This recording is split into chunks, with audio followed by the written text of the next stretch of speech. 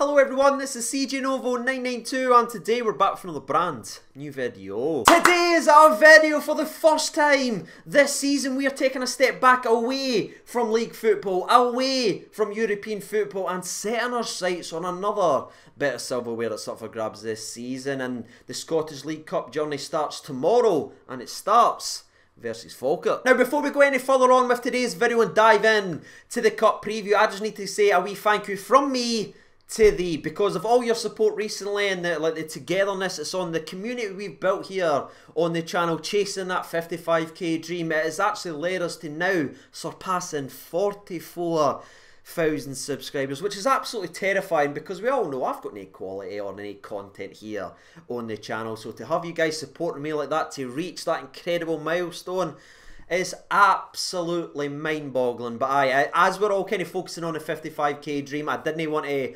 overstep and take anything for granted, because 44,000 subscribers is absolutely berserk, people, and I just wanted to thank you for all your support. But regarding the old football, the League Cup starts tomorrow for Rangers, so let's dive into the old oppositional preview and have a little look at Falkirk then and see how they're getting on this season. Now the short answer to how Falkirk are getting on so far this season is actually pretty damn well, as they find themselves top of the Scottish League 1, undefeated in the league so far this season with 4 wins and 2 draws. And if you actually have a look at their overall season as a whole so far, they've actually only lost 1 game, and that was right at the start when the season was kicking back into gear, and that was against a team in a higher division in the Scottish League Cup, by the way, but this time it was against Dunfermline, which, if you don't know, is of course a rivalry game between Falkirk and Dunfermline. But in the game itself, they did actually have their moments, but Dunfermline's quality was there to be seen, and it eventually led to a very comfortable afternoon for Dunfermline. Now, to be fair to Falkirk, since that loss at the start of the season, they currently find themselves in an 8-match undefeated streak in all competitions. Now regarding Falkirk as a team, how do they set up, how do they play? Well, they actually line up in a good old-fashioned 4-4-2, which is pretty rare to see these days, but usually out of possession that 4-4-2 does transition into a 4-5-1 as they try and flood the middle, win the ball back and then try and build their way up from there. But I can see coming into this game tomorrow versus Rangers, there may be a slight tweak in that tactic, as I don't think we'll see a 4-4-2 throughout the entire game of football. I'm sure out of possession it will seem more like a 6-3-1 to long balls to Connor Salmon. Yes, that Connor Salmon. But in fairness to the actual Falkirk, there is a hell of a lot of rotation in terms of the striker, so it could literally be anyone, and I think it will all go down to how adventurous this Falkirk manager wants to be versus Rangers. And that's what's interesting about this side. They've got different players for different styles, so literally I think the second we see the lineup, when it is a 4-4-2 or a 4-5-1, whoever is starting up top will tell you what the game plan is going to be. Is it going to be short to feet? Are they going to try and build up? Or is it just going to be long ball city, which is usually the case whenever a team from the lower leagues comes up against Rangers. Now speaking of rotations, by the way, Falkirk are actually forced into making another 2 changes to their squad ahead of this game versus Rangers, as they had 2 players testing positive, so they of course won't be involved in the game. But thankfully everyone else, the staff, everyone involved with that football club has tested negative, so there's nothing to worry about there. Both players are self-isolating. There's no worry about it could come and affect their squad in any way. And if I'm honest, that's pretty much it in terms of the Falkirk preview. We all know what type of game this is. We all know what's expected from us in this game of football. But looking at Falkirk, they are a good side for their level, and they have been playing some nice stuff against that level. Now they have came up against, again, one team from a higher division so far this season, and they were comfortably beaten, so long may that continue. But aye, it's going to be very, very interesting to see how they set up and try to counter this ruthless, aggressive Rangers side. And I know some people were saying, CJ, there's going to be a lot of changes in the side. It'll not be the same aggressive, ruthless Rangers team that we've been seeing on a weekly basis now, which I've got to completely disagree with the made-up person that just said that to me in my own mind, because I look at this game of football, right? Again, we know what's expected, but we know what's expected now from Steven Gerrard, and that is the same mentality from the first whistle to the last. Because this game versus this team in this competition honestly has me absolutely buzzing for the whistle, because I just want to see who's going to be selected from the Rangers perspective. Again, I'm not expecting a dip off, and I'm not expecting a lacklustre performance from Rangers just to see the game out versus a lesser leagued opposition. I'm not expecting to see that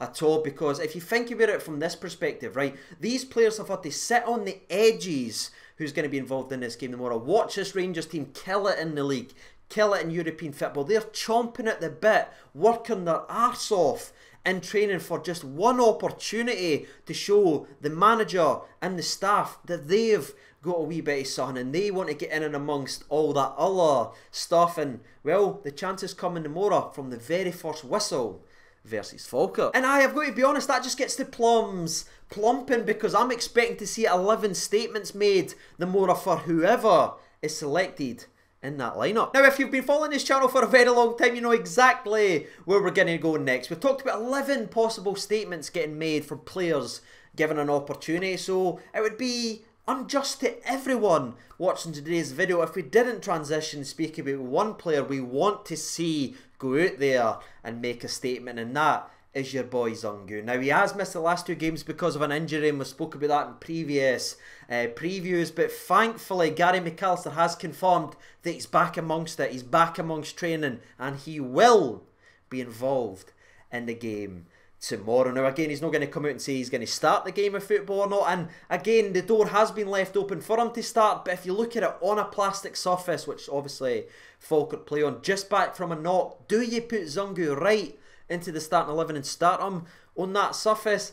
I don't know, lads, but I just hope to God he does start the game of football, because this lad's got so much talent and so much ability, and the quicker he gets up to speed, like what we saw with Kamal Roof, cameo.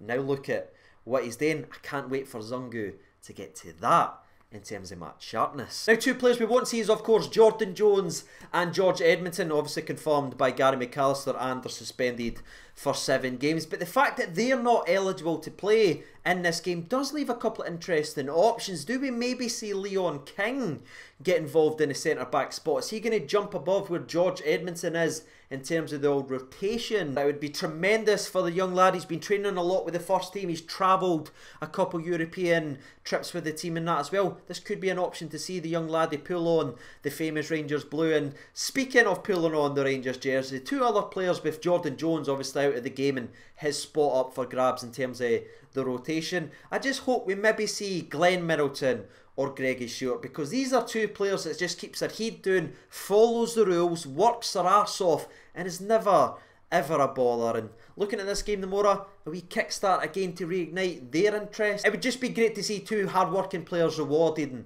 hopefully we see that tomorrow. But as you may or may not be able to tell, I'm a bit excited about this game, and with Jermaine Defoe starting and hopefully Big Cedric also starting in this game, the wingers and midfielders that's coming into this game, if you put the ball into the mixer, you might be coming away with a wee statement in terms a couple of assists. And with that being said, that's us all sort of done and dusted. Another bit of good news, by the way, is Gary McAllister did confirm that Joe Aribo is recovering from his stomach bug as well, so he may be in and amongst it tomorrow. But that is it, ladies and gentlemen. The only 2 players that is officially ruled out is your man Ryan Jack and, of course, Big Katic. And with that being said, now you know a little bit more about the game, you know a little bit more about the old team news. Now it's time for me to hand the reins over to you watching today's video, because I want to know your thoughts and opinions down there in the comment section below. I want to know what your predictions for the game is, and I would also love to see where your head's at in terms of who you'd like to see in the starting 11. Who would you want to see in this game tomorrow? While you guys are hopefully getting involved to give your opinions down there in the comment section below, I'll give you mine very, very briefly. I'm expecting a lot of goals in this game. No disrespect to Falkirk, they are a good side at their level and playing some nice, pretty stuff, but I just have to pay respect to this Rangers team, and I think that hunger and aggression, and everyone's going to be trying to grab that brass ring that's been put in front of them by Gerrard. So I'm going to go high with this one, and I'm going to go with Rangers 5, Falkirk 0, Jermaine Defoe hat-trick, and Cedric with a dirty double. And that's it, we're officially done and dusted with today's video. If you have got involved in the comment section below, I will see you there shortly, and I'll be talking to you down there. But before we wrap up today's video, we actually received a bit of news just shortly before I started recording actually, and it was the family of John Heaps actually got in touch with me, because John was a bit of a channel legend, as we like to say here on the channel. He watched a lot of the videos, he got involved in a lot of the videos. He would sit and watch the pre-games, the